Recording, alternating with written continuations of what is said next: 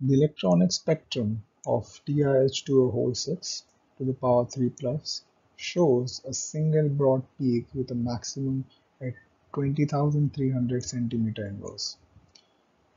The crystal field stabilization energy, also called as CFC, of this complex ion in kg mole inverse is to be found out. Here we are going to take 1 kg mole inverse as 83.7 centimeter inverse.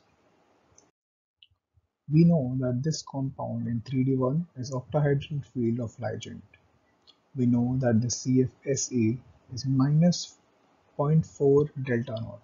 So from here we can calculate the CFSE, which will be minus 0.4 into 20,300 divided by 83.7, which will give us the answer 97 kg mole.